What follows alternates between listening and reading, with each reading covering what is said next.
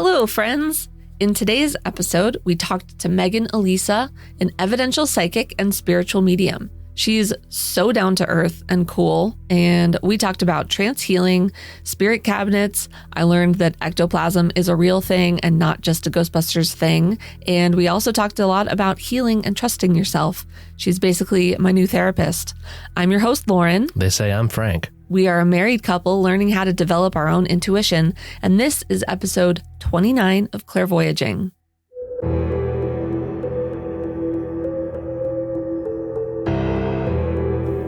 Wayfeather Media presents Clairvoyaging.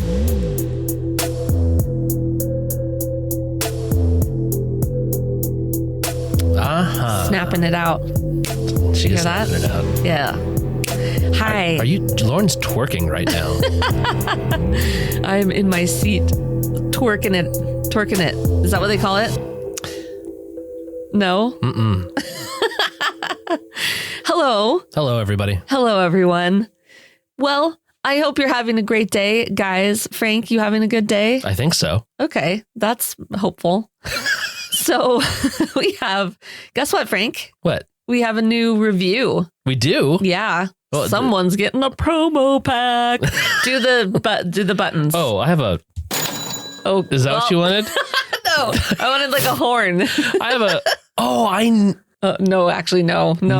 Frank does not need access to a horn button. No, we need the remixed, like... Yeah, that's what I was hoping for. I only have a cash register. That was it? It's just a cash register? That's all I have. What a disappointment. I have a soundboard here. I don't ever really use the buttons. The soundboard is just one cash register sound. That's dumb. That's so stupid. Well, promo pack is going to Lori Santana. Okay. Lori Santana wrote, I listened to one episode last week and I was hooked. I'm finally caught up. Lauren and Frank, I'm on the same journey that you are, learning about everything I can get my hands on. I've had so many cool and unique experiences since I got on this path. Thank you for expanding my path and opening up many more places for me to go. That's so cool. Lori Santana. First of all, rad last name. Yeah. Second of all, you started last week and you're caught up. Yeah, that's awesome. I owe you promo pack. Promo pack. Yeah. Yep. Here it comes. How many times is too many times for a joke? The first time. Oh, whoops. Lori, send us an email, clairvoyagingpodcast@gmail.com, and we'll hook you up. And guys, if you want to be cool like Lori, do a review on Apple Podcasts and send us an email. We love it. Also, update on our journal. There's no update because they're taking forever to fix the problem. I'm getting ready to dox. Okay, so you have pre-orders. We were like, oh, these will be out. And they're not because they did bad printing. But you can get a digital version available for the low price of $11.28. It means a lot to Frank, that number. And it's fill-outable. Oof. It's a fillable PDF version. No, we're going to go with fill-outable. I can't wait to get to this episode so we stop talking. You can buy it on our website, clairvoyaging.com. And now let's get to the episode. Megan Alisa is amazing. Yes, she is. Talking to Megan, this is one of the episodes where I kept, I checked the time to see what our runtime is so far. And every time I looked down, it had been like another 30 minutes. I was like, whoops, we got to wrap this up. Yeah. So there was more to talk about, but we got through what we could. Yeah. So I hope you enjoy this episode as much as we did. Roll it. Megan Alisa, thank you so much for joining Clairvoyaging today. We're so happy to have you here. Well, thank you for having me here, and I'm excited to talk with you both. Yay. We're happy to have you. Can you tell us a little bit about yourself and what brought you to the work you're doing now? I swear every time someone asks me this, the answer changes slightly because I think of like new scenarios that I was like, oh yeah, that makes sense, that where I was like led to become a medium at some point. Yeah. It started early on in my life where I had really weird circumstances happen. And I would say probably the most major thing that happened was when I was a senior in high school. I had 3 friends hit by a drunk driver. They were driving home and all the people died except for the drunk driver. Oh no. And Oh my I God. didn't know. Yeah. So I didn't know that had happened, but what had happened was the night after this took place, and this is in the, in the early 2000s. Yeah. Like 2000. So this is before, smartphones and instant information coming through. So I didn't have any idea this had happened. So I was driving through the exact same intersection that they had passed in, and I didn't know. And all of a sudden I felt this like incredibly strong urge to pull over at this gas station. Like I just had to. It just was like something came over me, and I got out and there was like a poster there, and I was like, I need to see what that is. And I went over, and it was all three of their faces with candles, and someone standing there told me what had happened the night before. So that was my first like, holy shit, basically thing that happened when it comes to having that sort of I don't know how I know this thing, but I need to do this thing and follow it, and having like spirit come through like that without really realizing it. And then later on, I had another scenario where another friend later on, when I was a little older, I'm a hairstylist as well. So that was my first profession. And when I was still assisting, I had to go for a night of education. So like as assistants, you do like continuing education and all that stuff. And I didn't want to go this one night. And I was like, I'll go, fine, whatever. So I went, and they put on this video, and there was parents talking that owned a salon that was sort of local to that area. And they didn't talk about who they were talking about, but their son had been killed in a car accident. And all of a sudden I heard the name, I saw the face, and it was a friend of mine from high school as well. Whoa. And I knew exactly who it was in that moment. It just hit me. And then all of a sudden after they said his name and showed his picture, and I was like, oh my God. So like that sort of thing was kind of the start of things. And eventually it became like the inside joke, mom's psychic, you know what I mean? Because mom would know things, right? So, and my whole life I always like knew things. I felt things, things before they happened or whatever. But I was always told it was coincidence, right? I was told by my mom it's coincidence. Don't worry about it, whatever. Yeah. And so I thought, okay, I don't know. So eventually I was led to a metaphysical store, and I went in, and I just felt, again, a pull to go to this store. I was like, I just feel this feeling. I need to go to this store. So I went, I had a mediumship reading with a medium, and she was like, you're a medium. Here is a flyer to go to this development circle. It's here tomorrow night. And I think you're going to really love this teacher. His name's Michael Mayo. And I was like, okay. I'm like, I don't know that I can do mediumship. I don't know anything about this, except for that I've always had an interest in spirit in some way, right? Yeah. I've always had a paranormal interest and spirituality and all that. And so I went, and that first night changed my entire life. I sat in the power, which is a meditative process that I just felt this immense energy come out of me. It was just like so strong. And then I found myself volunteering to come up and do a demonstration. And I've never even made a connection knowingly to spirit. When he asked like, oh, does anyone else want to come up here and try? Someone else had gone before me, and they brought through my mother-in-law. And so I was like, I'm going to go. Just my hand just kind of went up. So I went, and he's like, well, I don't normally have someone that's brand new come and do it, but I'll walk you through it and just to see what happens. And I was like, okay. So I was so brand new that I didn't care. There was like 20 people in that circle. People, I had no idea who they were. But I was like, okay, let's just do it. So I ended up feeling a man's spirit come forward. I saw him. I was able to bring through information about him and connecting with someone there in the group. And I was amazed because I had no idea that that was a possibility for me. And like basically in that moment, I was like, everything makes sense in my life now. All the fact that I'm like a black sheep and no one understands me and all that. And I was like, this all makes so much sense. So yeah, so that was basically the trajectory of how I got there. And then I just like fell into it and just trusted and like became incredibly dedicated to my development with it. Wow. Oh my God. I love that. That's so cool. Do you think that maybe you had been getting secret practice this entire time from being a hairstylist and just looking at the back of people's heads? Well, so any kind of creative field that you're in, you tend to, one, need to get out of the way to sort of go into a flow state, right? Which is the essential way we connect in with our own intuition and spirit as well. Two, when you're working with people, you kind of have to feel and anticipate certain things about maybe what they're not saying, right? And what they want, what their needs are. Yeah. And then you kind of go to that flow state when you're doing their hair. And then eventually I became a professional photographer as well. Oh. So like these sort of things, it's always something like that. And also I came from abuse. So just to throw that in there, just very, casually, I was always my whole life kind of feeling into the energy to know what was about to come and to like feel, oh, how's dad feeling today? Right. Is he going to blow up at me over nothing? Or, you know what I mean? So that was always like a part of me because of those things. That like hyper focus. Like or like hypersensitivity. Like I was very sensitive. Yeah. But then like learning how to feel more the anticipation of what was going to come or what was happening in the energy. And then also like disassociating a lot. I was an only child. I spent a lot of time by myself playing with my own imagination and just kind of like, so again, black sheep of the family. But yeah.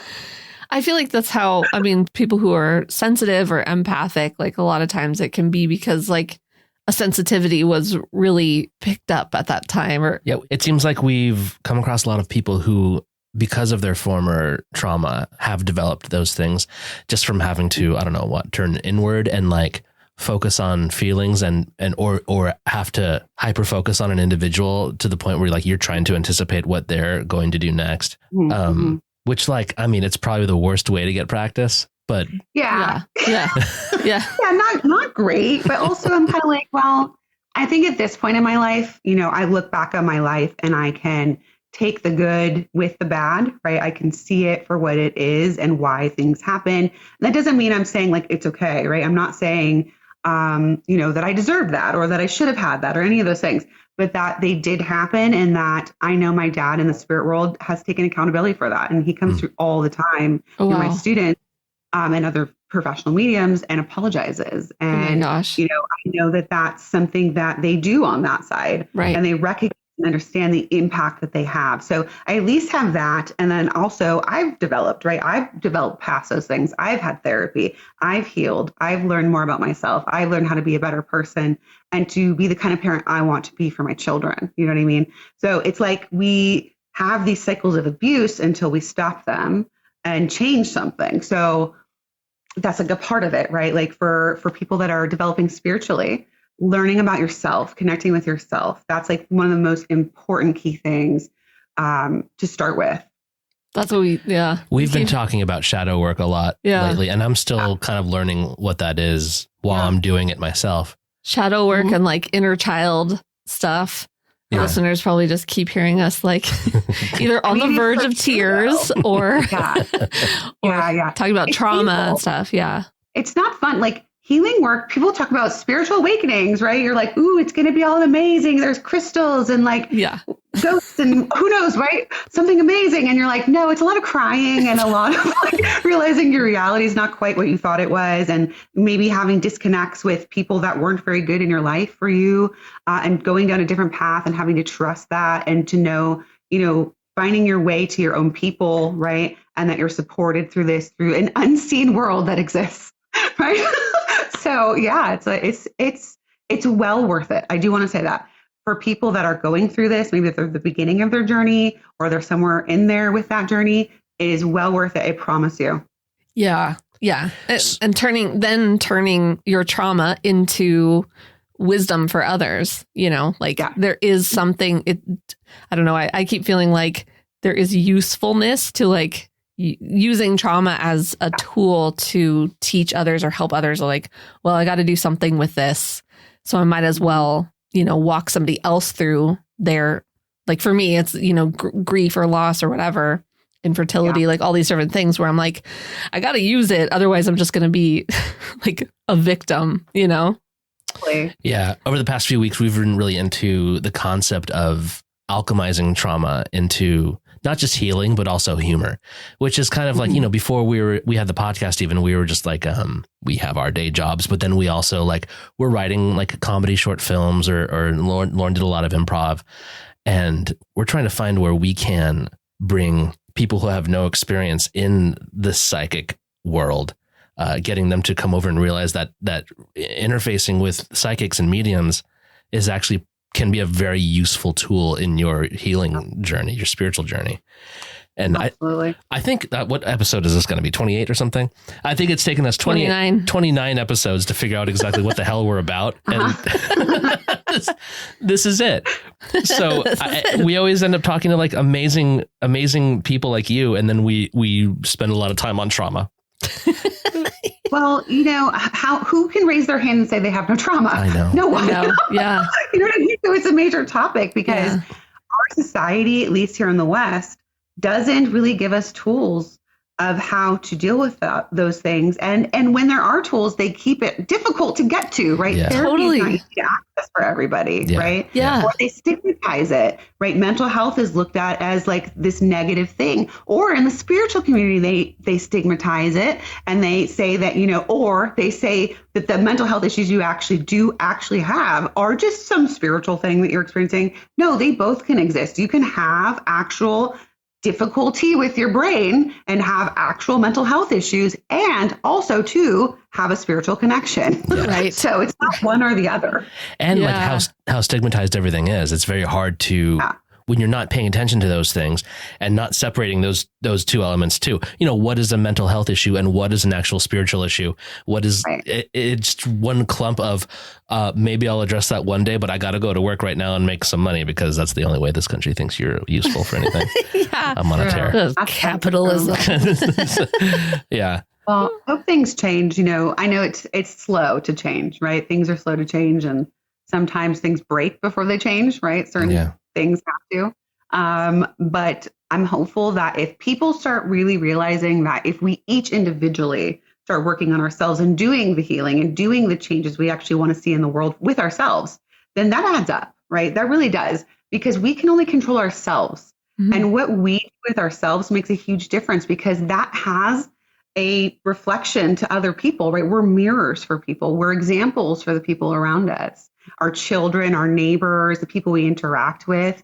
When they see someone who's healing and shining and being their authentic self, it inspires them to want to do that too, instead of the opposite, right? So we have to start taking accountability and empowering ourselves to do those things.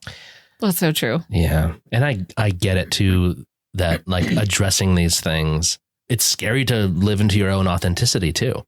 You don't know how that fits into the world you live in. You can't care. You cannot care. You can't care. Yeah, you really have to not care. You gotta not care. You can't. Yeah. Because how are you ever going to really be yourself if you're constantly outwardly checking, oh, is this acceptable? Are they going to like me? Yeah. Is this okay to be who I am? No.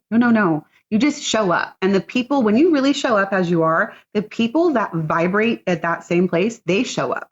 They become the people around you, right? But those people don't show up unless you show up the way you're supposed to be. And there's no one that's wrong, right? Like we're all spirit souls and we have a place here. We have a worth, we have a value.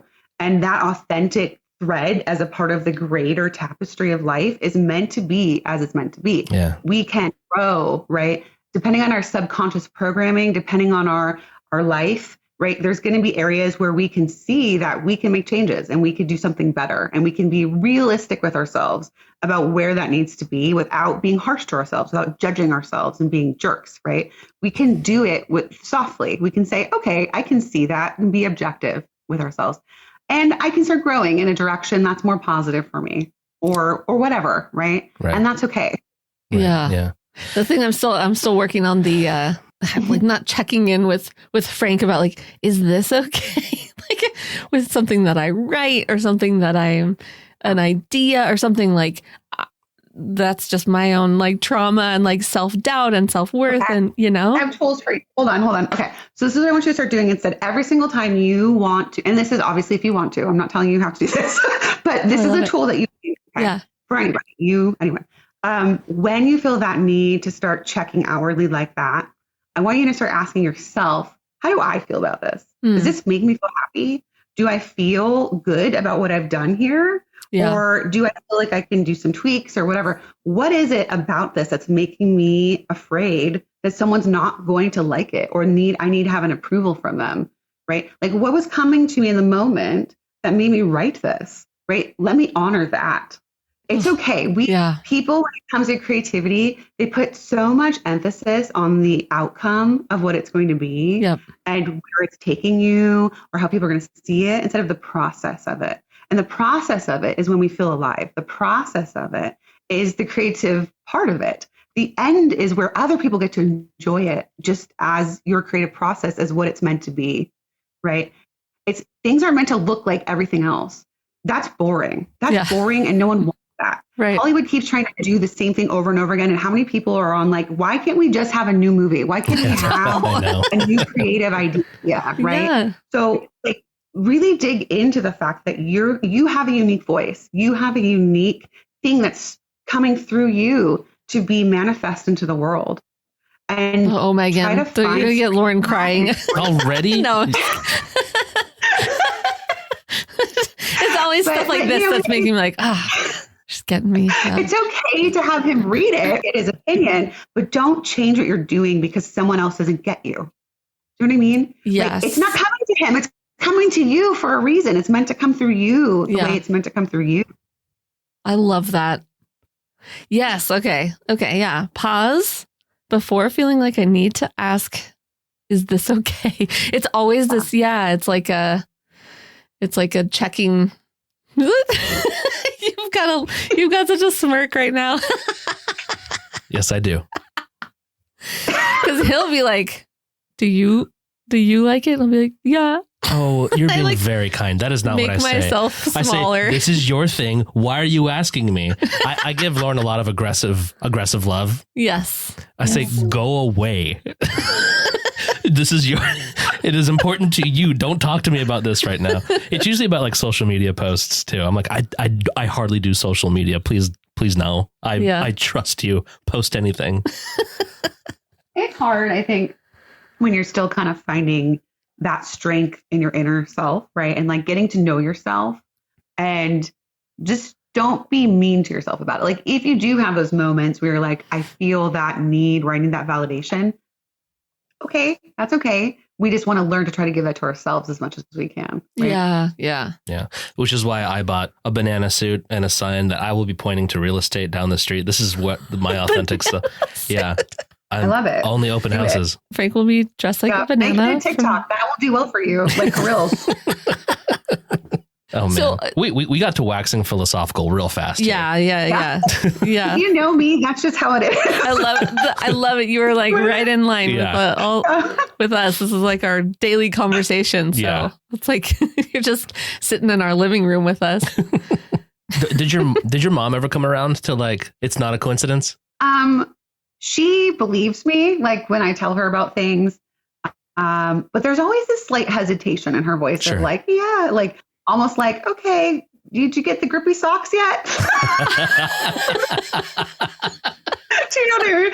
But like she does, like, but it's hard for people that don't have the personal firsthand experience of it. And that's what I always tell to people that are skeptical. You know, I get it. Like I would be skeptical too if I didn't have the experiences that I have. Yeah. So I'll encourage people to try to have their own experiences, right? Through meditation, through making their own connection and their own connection to their own loved ones on the other side, because you absolutely can do that too. You don't have to just go to a medium to have that connection. A connection is yours because they're your loved ones. But the short answer, I sent sort of like, I'll go with like a maybe. Yeah. What do you think? Like, what is in the way of most people being able to make that connection themselves? Because that's an easy answer. Yeah. Like incredibly easy answer. Well, there's like a couple things, but the biggest one is the thinking mind. The biggest one is we want to control things. We want to be active and try and force things. And that's the opposite of what you want to be when you're trying to become receptive to receive something. That's what people don't get. It's something that comes to you, right? So you have to be passive, receptive, not in this place of activity in some way in your mind, to actually be open to having something drop in. Damn it, Megan. Yeah. That's my problem. The thinking. Yeah, I'm heady. You can be trained. I teach people this, right? People come in with either no experiences at all, ever, or they come in, with some development and they've been missing parts of that and they don't understand why they're getting frustrated and not getting more information and where they're getting stuck. And we help them with that, right? So there are processes to be had to help you to quiet the thinking mind. And it's a practice over time. You can't rush the process and you have to be patient with it. Is the biggest thing like to stop your thinking mind, like to meditate more frequently? Yes. Mm-hmm. If I pull a tarot card, or like if I'm asking like, how do I deepen intuition? Or if I've talked to a psychic or something, they're like, meditate. This keeps coming up for you. And I'm like, right. Yeah. The thing is, though, also is that on this journey of ours, yes, we've heard a kabillion different definitions of what it is to meditate. And the classic version of meditation does not seem to work for the majority of people of quieting the mind. I promise you, it absolutely can. So the monkey mind is normal to have happen in the beginning, right? Mm-hmm. So yes, there are many different forms of meditation, but meditation, simply put, is the ability to have a focus and to let your thinking mind rest, right? You can meditate through dance when you let go, right? You can meditate through walking when you stop thinking and the thoughts are just kind of vacant, right? And then all of a sudden an idea pops into your mind. You have meditated and now you're receptive. There you go, right? You can do it through drawing. You can do it through driving accidentally, right? Where you're like, oh, where'd that 5 minutes go? That's just gone all of a sudden, right? Doing dishes. Something that gives your mind a mundane task to do can put you into a meditative state, which means when we sit to meditate for a purpose of, like, let's say, learning to do mediumship and psychic work to become more receptive in that way, our focus is the breath. Our focus is just letting go, stopping trying to control things and just being, tuning into our own energy and allowing that to expand. And when the mind does bring thoughts, again, normal, when it happens, you learn to acknowledge it instead of feed it or push it away, to acknowledge it, accept it, and let it go, right? So you just go, oh, that's a thought. Cool, thanks. And just let it go. Mm-hmm. And so what ends up happening over time is your mind gets tired and it will just let go. So the first 10 to 15 minutes, people tend to have a lot of stuff going on in their minds, especially if they've been very busy in the day or they're not used to meditating, right? So the more often you do it, which is like every day, hopefully, the easier your brain starts to get used to it. And in the beginning stages, the ego's very like resistant to it. The ego's like, I could be doing so many other things and blah, blah, blah, blah, and like it doesn't want to do it. And it gets angry almost. So you have to realize once you start doing this, when you start moving into that space where you kind of just like sink into this no mind, it's like you have an awareness, right? But it's like more of an expansive awareness. You almost feel like this sense of oneness or this sense of just being that starts to kick in. It feels amazing. And once you start to have that, your mind will go, okay, we'll try this. We'll try it. Because over time, you go into that state easier and easier because the mind is neuroplastic and it can change. Actually, there's studies that show the wiring in your brain over time through meditation changes. It makes it easier. And I have ADHD and I'm also, dyslexic as well. I've had a dyslexic moment. And so some people will say, oh, I can't meditate because I have ADHD. I promise you can. I have ADHD. We have students that are autistic or other neurospicy, issues. And they also learn, right? So you can, it's a matter, and now I can't talk. It's a matter of being willing to let yourself just try it and to be patient with the process. I feel like people, they're so resistant. Like, well, they're like, people, me are so resistant.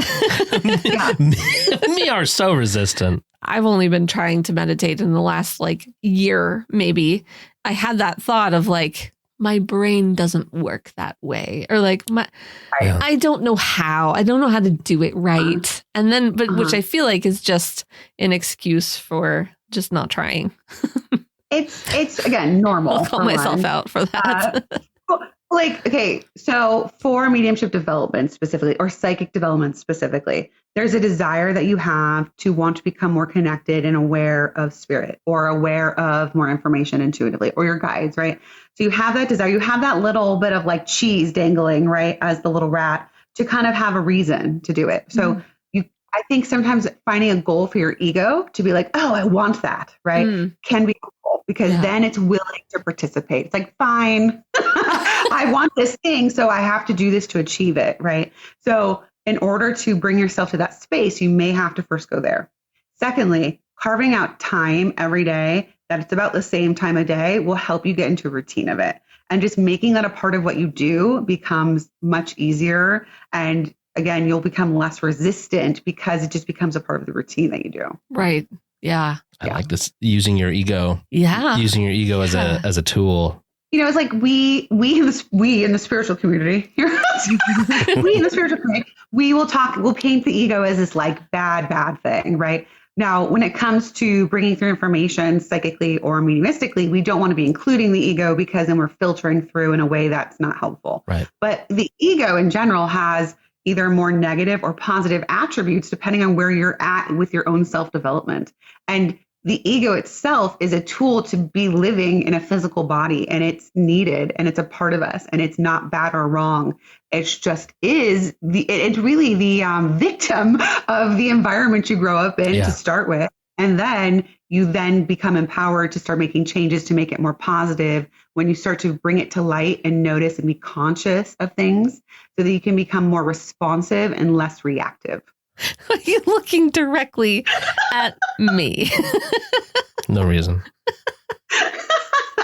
I've become a Reiki master, and I'm in an intuitive healing mentorship program that's a year long. And one of my problems is not trusting my own intuition. We're working on helping someone with an issue. Like where did this issue start? Basically, you start at like their current time, like your current age, and then you just get quiet and think, okay, the age 32 just popped into my head or whatever. And then it kind of helps like bring up stuff for that person. Like, oh yeah, well, that makes sense because at 32, like this happened or whatever. Part of my problem is not trusting myself when I'm like, oh, the word resentment just came into my head. And I'm like, I'll tell you that, but also am I just making this up? You have, to your clients, you have said that lately, and you have gotten like all hits. Yeah. Like, so a big lesson has been trust it and stop doubting. I mean, clearly I feel like this is just a therapy session for me right now where it's all like, I have self-doubt and. No, but that's normal. Like that's normal for medium students, psychic students, Reiki students, the self-trust and the trusting of what you're receiving to say it. Cause it's scary because you're afraid to be wrong and you're going to be judged. Right. Yeah. So that's where the ego is stepping in to like, be like, we're not safe. Right. Yeah. So that's where you learn how to kind of, I guess, hold the hand of your fear. Right. And kind of hold the trust that you have with yourself. You build it over time. So that's where the validation comes in, where you have to be able to say what you're getting without caring if you're right or wrong, so that you can use it as a tool to know what you're supposed to be paying attention to when it's happening to you, right? So if you never said it, you wouldn't really ever know if this is correct or if this is not correct or what I should be paying attention to when you're working. So it's really important that you do say it. So look at it as every time I trust this or every time I say this, it's an opportunity for me to learn more about my practice. It's an opportunity for me to learn more about what's going on with me and how I receive things best, instead of, oh, I look like a fool, right? Where's where our brain goes, you know? So you have to see it as an opportunity to grow and learn about yourself instead of a fear of that judgment of what will come of that.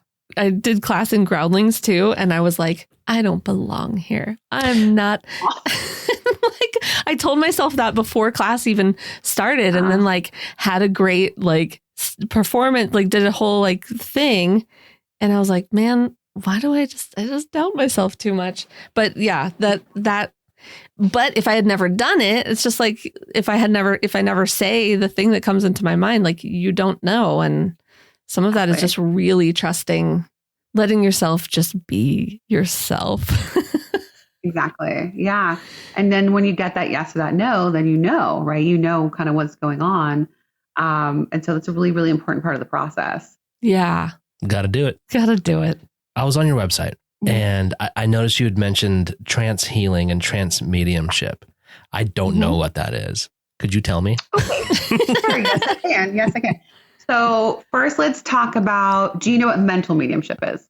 I don't. Yeah, no. Okay. Let's start there. Yeah. So mental mediumship is the kind of mediumship that most people are aware of, right? When they watch Tyler Henry or John Edward or Teresa Caputo or whatever, that's mental mediumship, where the mind of the medium is involved to the point to say the information. It's mind-to-mind communication, spirit or spirit-to-spirit communication, but it's more active of the medium.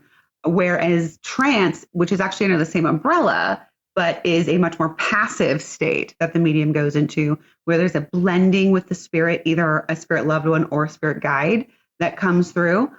They may have changes that happen in the face or the voice or the information that comes through, but it's basically the ability of the medium to surrender more and more and more and more and allow their consciousness to step back further and further, so that basically spirit gets more hold over your faculties, right? Your brain, your body, and all that. And then ultimately, because of that, the information should be even more accurate and more specific, right? Because the medium's even less involved. So when it comes to trance mediumship, it can come in all different forms, right? So specifically, I'm talking about healing, where I am working with a healing guide that blends with me and works through me and brings an energy to the person in whatever way that the spirit guide knows is needed, right? So as the instrument myself, I may become aware of certain areas, the energy is being concentrated for the person, or areas going on in the body, but I'm not actively trying to do something with it like Reiki, where you're like, okay, what's the symbol I should be doing here? And what's this? And I'm going to be scanning people. It's very passive. It's very like, I'm just trusting as a conduit, this healing is going through and going where it needs to be, whether that's on the energetic layer of the body or if that's a physical layer of the aura, right? So it really just depends on the need of the person. But also trance mediumship can come through philosophy. It can be art. It can be writing. It can be other forms where like the spirit loved one's actually coming through, speaking directly through the medium to the person, kind of like in Ghost, right? Even though that's not like, I wouldn't call that a movie where I would go, oh yeah, that's what mediumship is like. Not exactly, but where the spirit jumped into her body. They don't jump into your body. First of all, it's not possession. They're not inside your body. I was gonna ask, are you leaving or? Not exactly. Yeah. I step back. Okay. So I have so depending on how much surrender you can get to, which takes years to develop, by the way, because that trust issue that you're just talking about, that plays a role, right? Trusting yourself, trusting the spirit world, because it's a very all-encompassing thing that happens, right? The spirit world is almost very, very tangible when you're going into more of the trance states. There's an energetic change that happens in the atmosphere. The feeling of them comes, their personality. There's physical changes that happen. It's like a layering upon you that happens, right? So if you think of like spirit as, I don't know, I have jello covering my body all of a sudden, right? And with that jello comes a personality and information and all that. My consciousness is like aware, right? And so depending on how much my active mind is trying to get involved versus trying to let go, I'll just be like more in the background, sort of like my awareness is here, almost like, this is a good example. Okay. So right before you're about to fall asleep and you can kind of hear something going on in the room, but you don't really care that it's going on in the room, but you have a slight awareness that it's happening. Does that make sense? It's like that when you're in a really nicely deep kind of state. But you can't even get to the place where you're like almost unconscious. I haven't gotten to that place. Or there's been moments where I'm like somewhere else in my awareness, but something else is happening here, right? So I'm almost like in a dream state, but I'm awake. Okay. Does that make sense? Yeah. I've heard of like Edgar Cayce. It sounds like maybe that's sort of similar. Yeah, sort of similar. Okay. Yeah. And I've had some experiences with like astral projection stuff. So I assume when you're talking about like something's going on here, but you are also experiencing something else. Like I have experienced that to a certain extent, not super successfully. So do you do like out of body, like actual out of body, or more like inwardly you're kind of experiencing things? This is a can of worms. So it hasn't happened in a long time. When I was in my 20s, I was very deep into meditation and just learning how to do a lot of this stuff, just out of curiosity, no real reason. I had heard of astral projecting and I was like, oh, cool. Like I'll give it a shot. And I did some like guided stuff. And then at some point I got to a level where I was able to kind of instigate it on purpose. But this always sounds creepier than I want it to, but I would get to a point where I was like in a paralysis state. I could not move my body, but I was very aware of what was going on around me. But my eyes were closed, but I could see the room around me. And I'd have like 5, I don't know, shadow people come like surround me in my bed, which is horrifying unless you're... She's like, yeah. Oh, yeah. I know it well. You know that they're probably just your guides and they're only showing in a form of shadow because they can't get fully through to be full apparitions. Yeah. And I didn't know that then, but I know that now. So I was like, what is going on? So I was always like, okay, this time I'm going to be a big, brave dog and I'm going to power through the fear. And I was never able to do it. So right around the time I was able to, I would literally hear like an audible pop. I would be like, oh, I think I'm out of my body. And then these things would like kind of swoop in very like floaty and it would scare the living bejesus out of me. And then you go right back to your body as soon as that happens. Yeah. Well, actually I would like have to wiggle a finger or something because it was the only thing. Yeah. Now that I'm a big boy, I'm just too distracted with my life. I can't get to a point where I can do that again now that I know those are likely guides, even though I'm dying to do it. But don't ever limit yourself. That's the thing. Like, don't tell yourself, I can't ever do this. Don't like, if that's something you want to do, all you have to do is just change your mind about that. Yeah. Okay. Be a big boy. Power of the mind. Yeah. You know, I can. You can. I can. There, look at this. I can, Megan. Look at Megan just empowering us. I think it's important for people to know that, you know, like I think sometimes we really get stuck in these mindsets of I can't, or this is too hard, or, you know, all these other things are options for other people, but not me. Right. And that's just not true. It just isn't. It's just a figment of your imagination and you can change it just as quickly as that. Yeah. It's funny. Like since we've like made the podcast and stuff, I haven't tried it again. You haven't. And I've like kind of just been like not giving it a good effort. But then that's the other thing too. My big issue is I think it requires a big effort. Like, oh, I got to do it this time. I'm going to sit down and actually. Yeah. You want to completely surrender, do even less, like just be and like trust the process. It's not easy to actually get out of body. I have had a spontaneous out of body experience, but I was in incredible pain. So I was in labor with my second child and I had decided I have a natural birth. I don't want any painkillers. I don't want an epidural. And so they also put me on PIT though. So they put me on Pitocin, which creates stronger contractions. Oh. But I did that with no pain medicine. So I trained prior to that to do like hypno babies, which is where you go into a very deep trancey type state, which is again, this is before I was a medium. I didn't know. And so I was in that very deep trancey state sort of like during transition time, which is like for anyone that doesn't know when it's like really hard, really, really hard. And so basically what happened was I was in that trancey state and all of a sudden, boom, like out of my body, just floating up the ceiling, looking down at my body. And it wasn't like a near death experience. It was just I just got, I was up there. And so I was looking around in the room. I could hear everything. I could see everything. And I was there for like, I don't know, just like a few seconds, probably. I don't really know. The time didn't quite match with, I don't know. Sure. And then I went back. So, but I have had, like the precursors to doing the out of body experience on purpose, where you get that really strong vibration. The wobbles. Yeah. Yeah. And like the body, it becomes like very heavy and all that. But yeah. It's funny because, the show is called Clairvoyaging. I know that that's probably some part of my experience that I'm supposed to. Because didn't your abuelo do that or no? Apparently my grandfather did. Yeah. Yeah. And his dad too. So that's I don't awesome. So it's more likely that you could. I guess. Yeah. I should probably give that a shot again. I've been trying to do everything else. And like, I've been told by a couple of psychics that like, I'm probably not going to like actually like hear or see spirits like audibly or visibly at any given point. But I do feel like maybe the situation would be different if I were to fire up the old astral body again, take it for a run. It's not too old. That would be definitely a different experience than like just, being here in the physical and having experience with spirit. I mean, I don't know. One of my mentors, Eileen Davies, who's amazing, she always says, never limit a limitless power. And I truly believe in that. Yeah. Like, think they don't know that you won't ever experience that. Yeah. They don't. That's just a guess because most people don't, but you just don't know. I mean, it's true to say most of us experience it inwardly, right? We have subjective clairs more so than objective clairs, but you could all of a sudden see an apparition or who knows what could happen. You don't know. Yeah. Right. Yeah. Yeah. I'm open to it. The possibilities. You know what? She's just laying it out. Unlocking the future. Yeah. Megan, unlocking the future. No matter how neurospicy you might be. Exactly. She says, don't limit yourself in any way.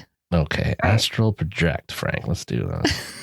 Literally writing the underlined exclamation mark. Book that's called Demystifying the Out of Body Experience. Oh, that for people that are looking into that, I would recommend because he doesn't make it, wooey at all. Mm-hmm. It's very like, this is what you do step by step by step by step. And he talks about his experiences and stuff like that too. It's by Lewis somebody.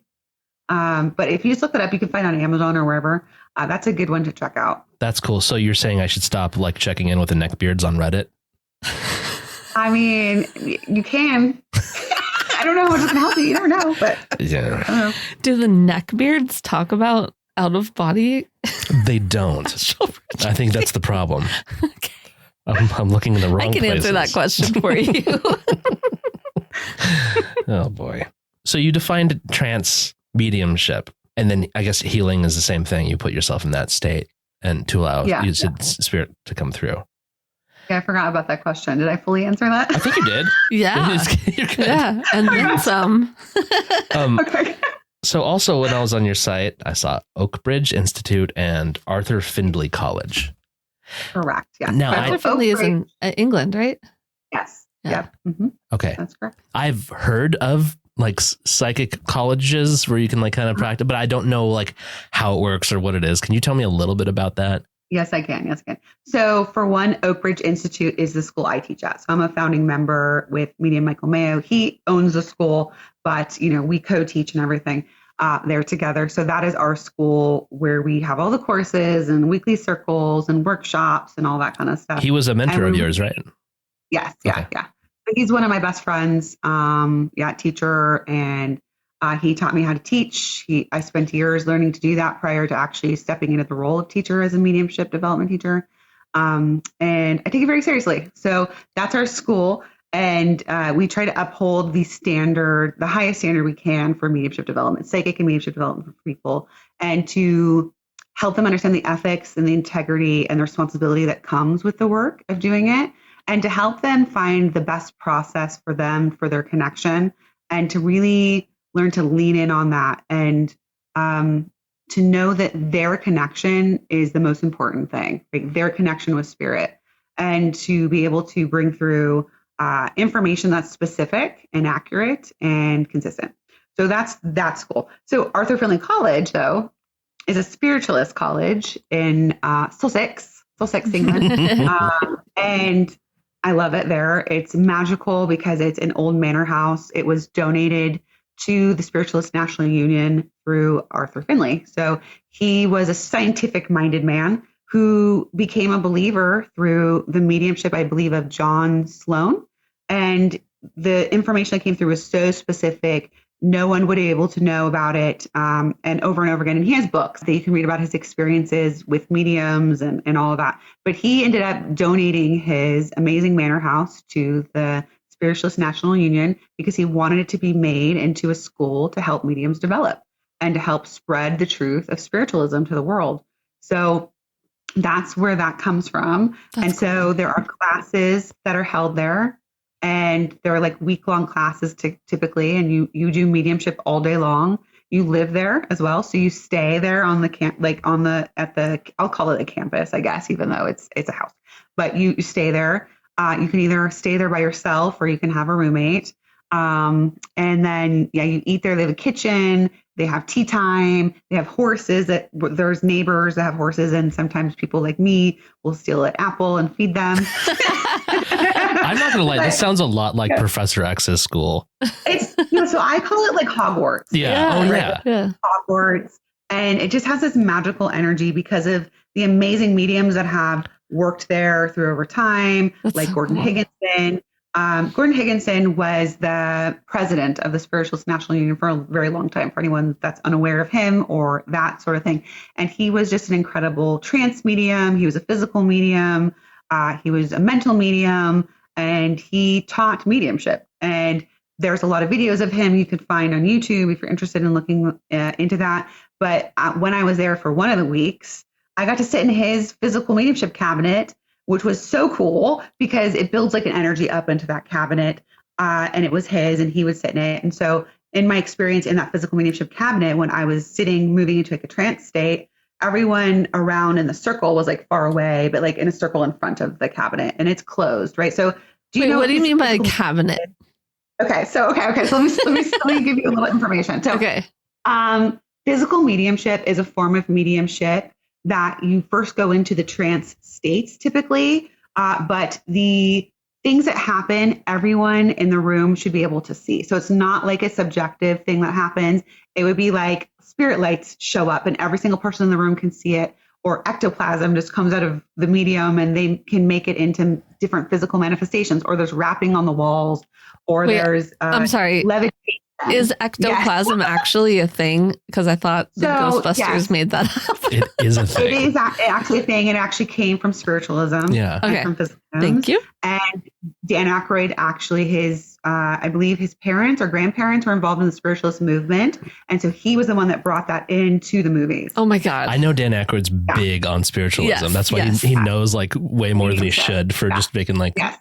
Okay. No one has said ectoplasm. We'll talk. We have a Ghostbusters poster right here in the studio. We'll talk about it later, Lauren. Yeah. Yes. Okay. But yeah, so that's basically what physical mediumship is. And the medium who's in a physical medium, like not everyone's technically a physical medium. Mm-hmm. Sometimes with group energy, physical mediumship can manifest, but a physical medium is supposed to have certain kind of qualities where they have excess of ectoplasm within them to be potentially used in a darker space and all these kinds of things, right? But anyway, so when I was sitting in that cabinet, I heard basically there was like an unidentified being that was disembodied that came to my ear and started breathing. It was like, just like right here. And again, like everyone outside of the cabinet was like far away from me, but this was just breathing right here. And it was so cool. I know some people would be like, that's not for me, but I'm like, yes, give it to me again. Thank you. That's so fun. Wait, so what is the cabinet? Are you like in? Oh, okay. Sorry. I didn't explain that part. So the cabinet concentrates the energy. So it's kind of funny. So the cabinet originated with the Davenport brothers. Okay. So I'm not a spiritualist, but I know a lot about the spiritualist movement because I respect the movement.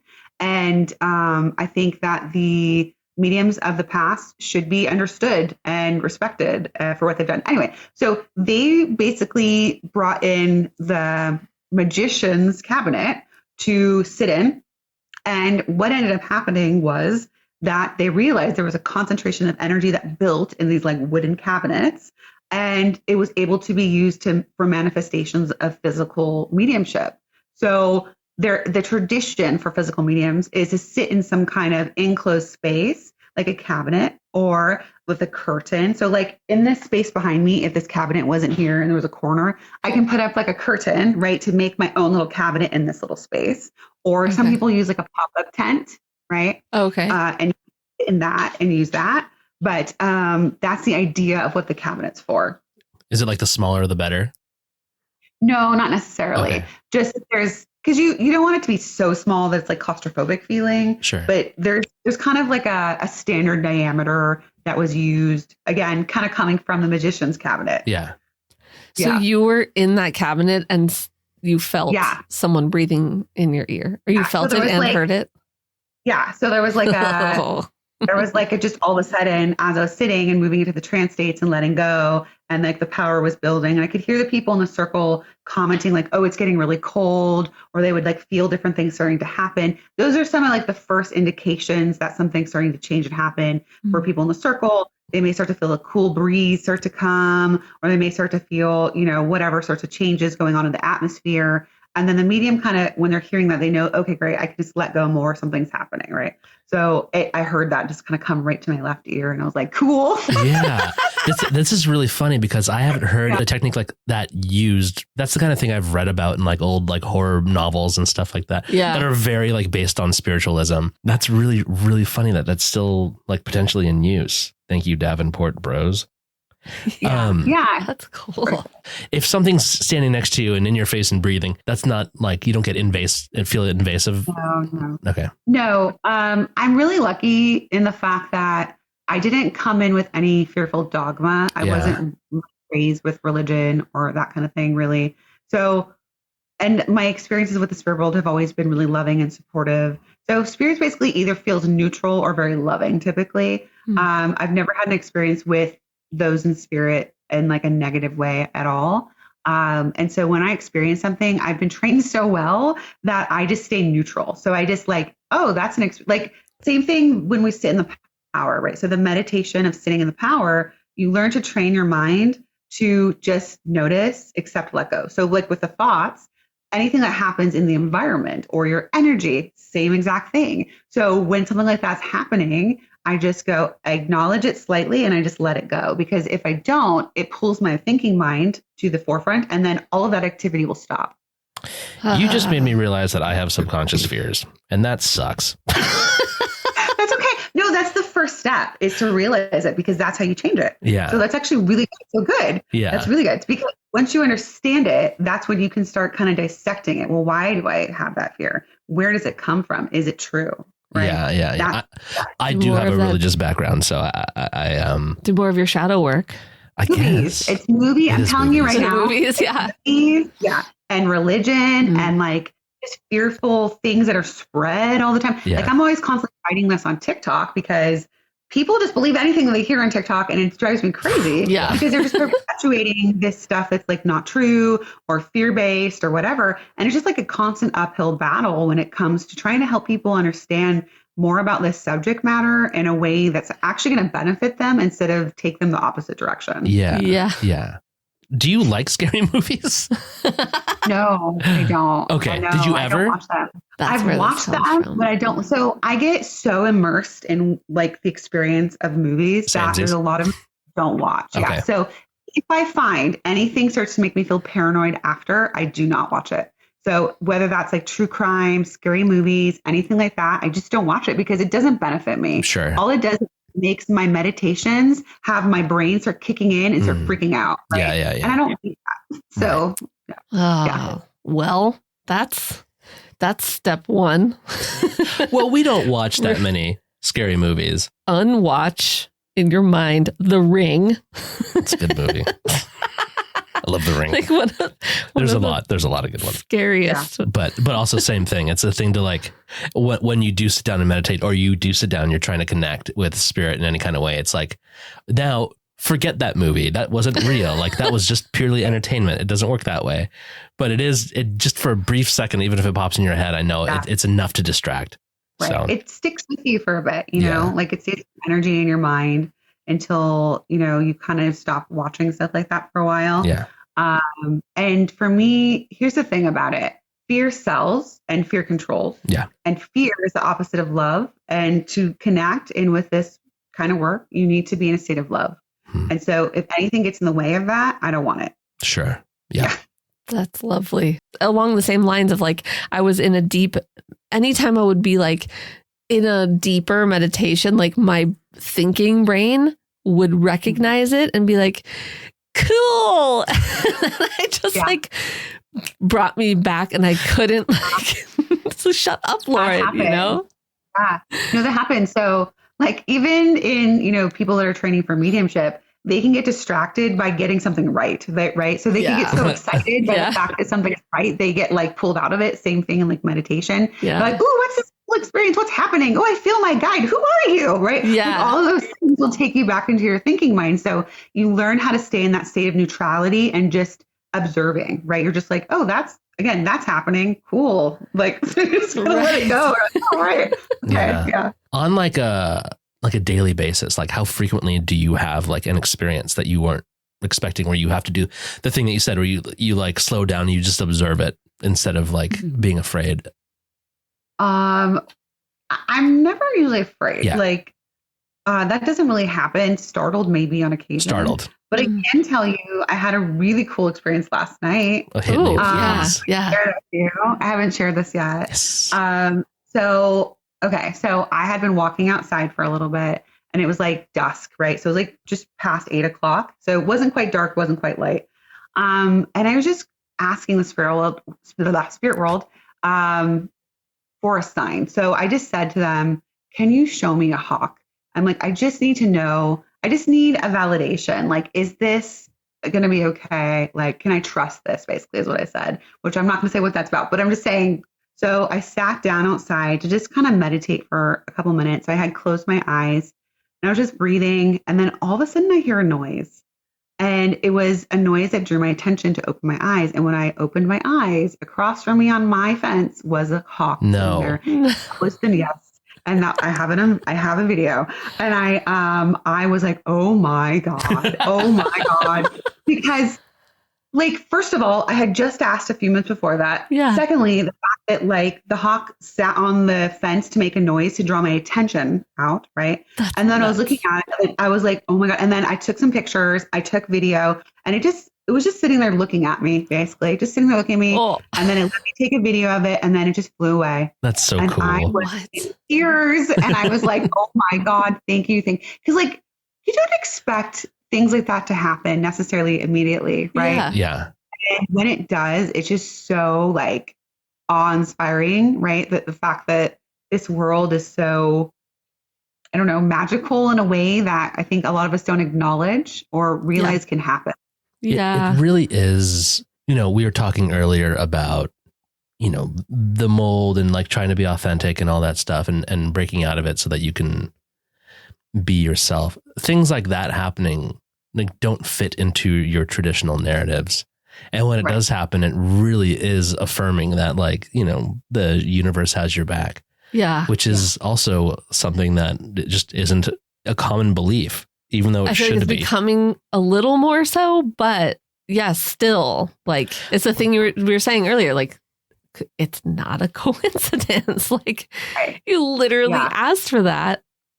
Yeah. And it showed up. That's so amazing. Yeah. I'll ask you one more question and we'll end on that. For anybody out there who's, like, ready to get into their intuitive abilities and start using them, what's, like, the top one or two things that they need to start doing now? Well, okay. So if you want to start tapping into your intuition, one, I really highly recommend getting some kind of meditative process, right? Learning how to quiet the thinking mind is, like, hugely important to create more space for receptivity. So that's one.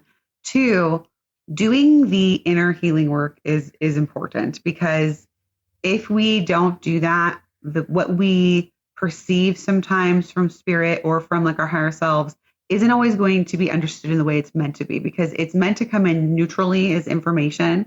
But we may add anxiety to that or fear to that, right? Through that lens in some way. So we do need to be, getting to know ourselves, understand ourselves, and staying in a place of balance. That's really important as well. Learning how to make sure you're tending to your own physical needs or emotional needs or spiritual needs. All of those things matter because we're physical first, right? So that's really important as well. And then I would say journal. So try not to just grab onto one experience and compare everything else to that experience, and write down the things that do happen so you can kind of let them go. But what they also do beyond, like, learning how to let those things go and not make them into too big of a something for you is it will help you to learn to trust your experiences. So when you start journaling those experiences, you'll start to be able to kind of see, oh yeah, I was correct about this. Oh yeah, I did have this experience, so that you can start building that trust with yourself and your intuition. And then also, start talking to, this is more than three, but whatever. No, keep going. I love it. Your guides, right? Your guides, you have a guidance team. You absolutely do. Every single person does.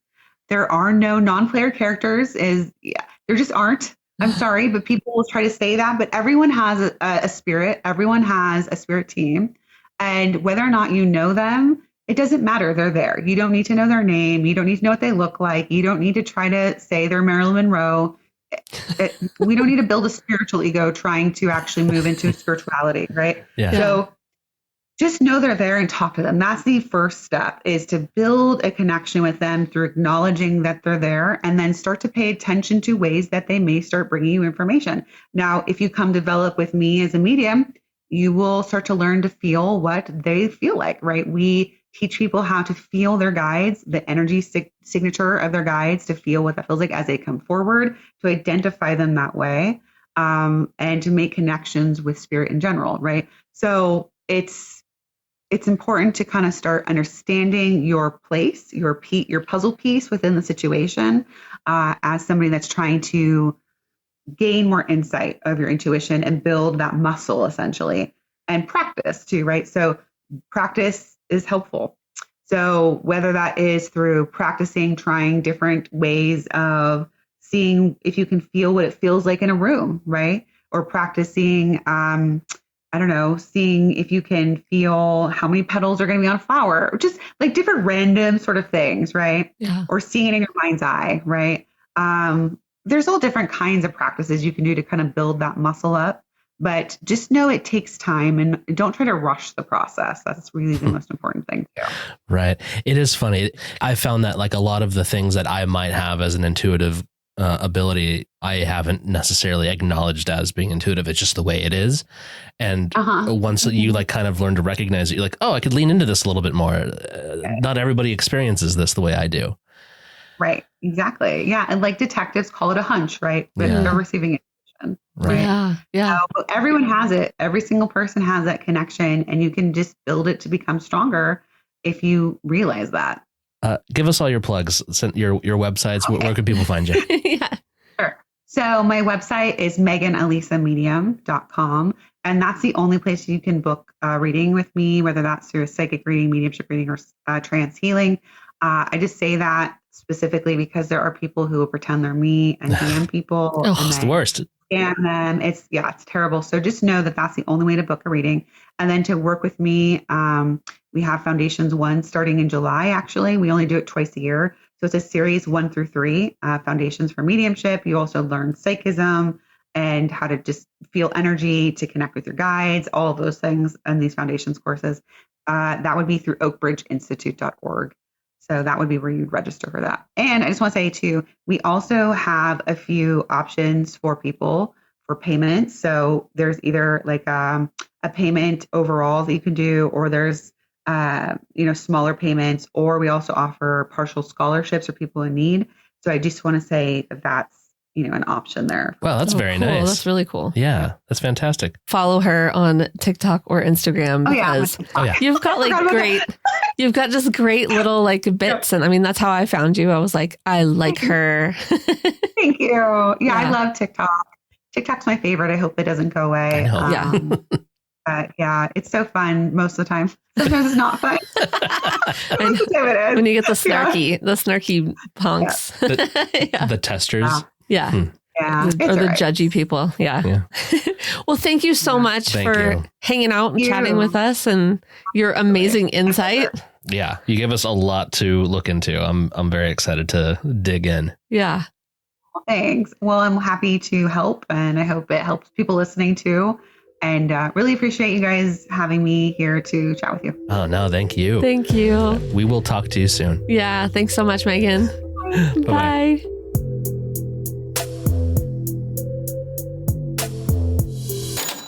Thank you for listening. Visit www.clairvoyaging.com for show notes, merch, or just to say hi. If you'd like to support our journey, visit www.buymeacoffee.com/clairvoyaging. This has been a production of Wayfeather Media.